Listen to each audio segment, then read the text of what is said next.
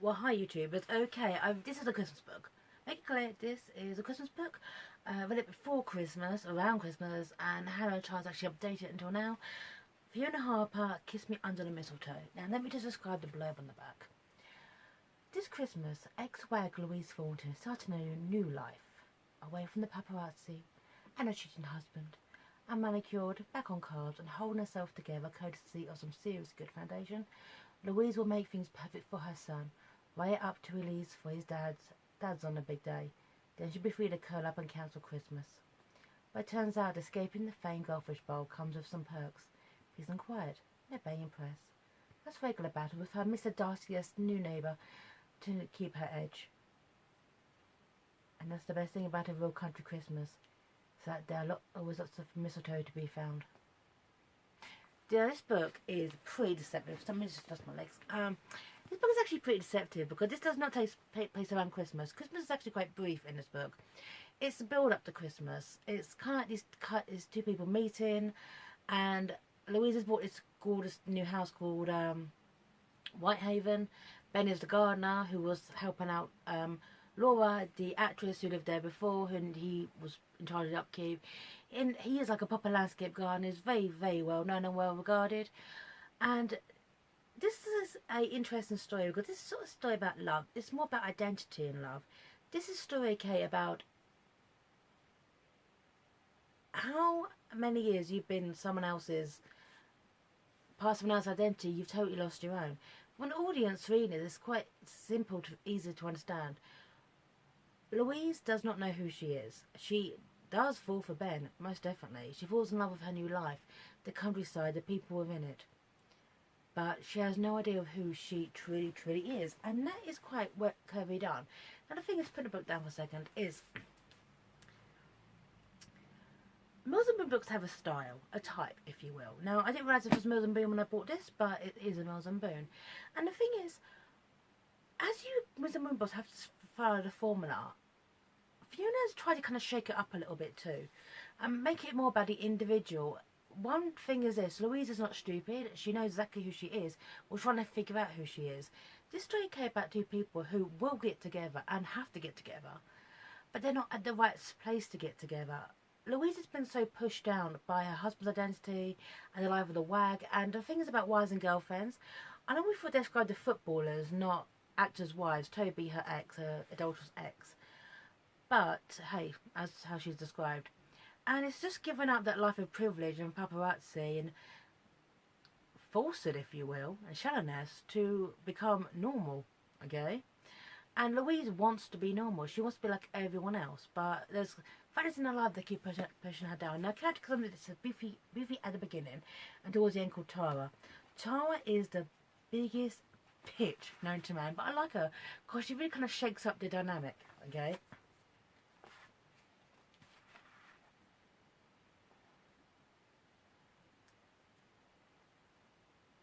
I've been nothing but nice to you, she said, narrowing her eyes. Why are you being so critical, so unsupportive? Tara pulled a face that said she was shocked and hurt to be considered anything of the sort. Never mind the constant nitpicking, the endless flow of advice Louise has had to put up with over the years. And then it hit her. She knew exactly why Tara was being this way. You're jealous, Louise said, and folded her arms again. Tara did a very passable impression of outraged hilarity, letting out a tiny bark of a laugh, and pulling her lips into a shape that was half smile, half sneer. She pushed her chair back from the table and stood up. And you're deluded. Louise stood up too, shaking her head. You're just scared. But you invested in the whole wag thing to leave behind, to do what I've done, even though your husband has cheated on you, and so you just want to rain on my parade instead to make yourself feel better. Brilliant. It kind of undermines the hypocrisy of the life and what it takes to actually be in it, that Louise wants out, and that threatens people, that she wants to be normal. Now, her love interest, Ben the gardener, Ben the single father, he's raising his daughter Jasmine, who is adorable, absolutely love. The interactions between Louise and Jasmine is really, really nice and very kind of down to earth. But there are so many real factors going on in this couple's relationships that every time they're trying to get together, something new happens. You've got the ex-wife of Ben who is not happy with the situation and was crying to the bed, acting like a victim.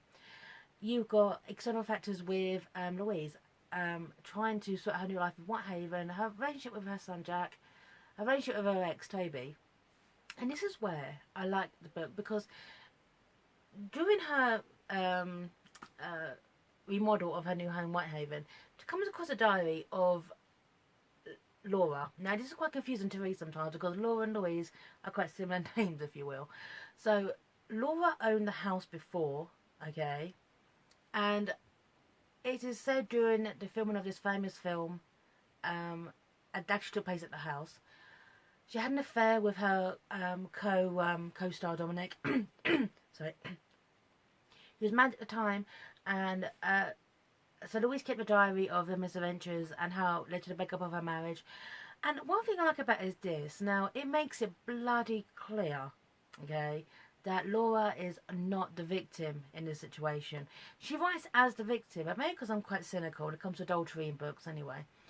I sat there thinking, she's sitting there talking about her love for Dominic, how she's breaking up her marriage with Alexander, her husband, how she feels sorry for Dominic's wife, who's apparently got mental health issues, which isn't like elaborated on. I'm thinking, so in a Hollywood sphere, a woman who is mentally ill, husband acts as cheating with you, you're not a nice person, Laura.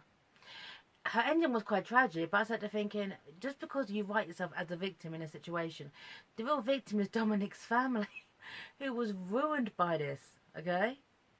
Right? So, yeah. So, yeah, I like the fact, okay, that the way it presents this, I read this as Laura is pretty much a horrible person because she's an adulteress, and actually she's a victim, okay? That is one thing, though, I actually like about Fiona Harper's work, is she's really big on the victim complexes.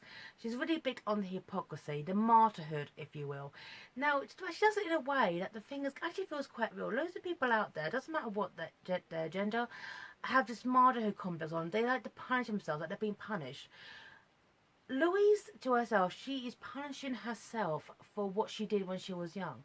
Even though that she has spent so many years, she put her family through university, she cared for her father being the eldest after her mother passed away, but she spent so many years with this martyrhood complex. I think that is what she deserves. And there's this bit coming up here, let me just pull it out, okay, just kind of, this bit, this is page 348.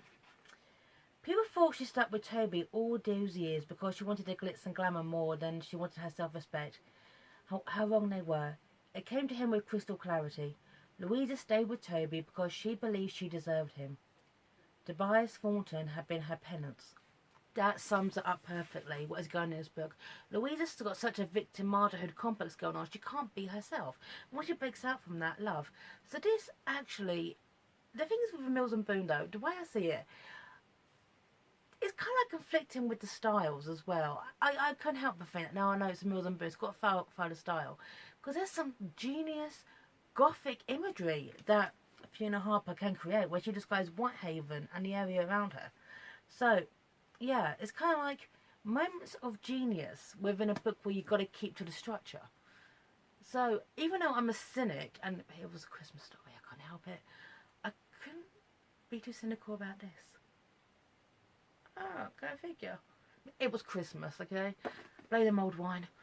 So, Fiona Harper, Kiss Me Under the Mistletoe. Recommended. Bye now.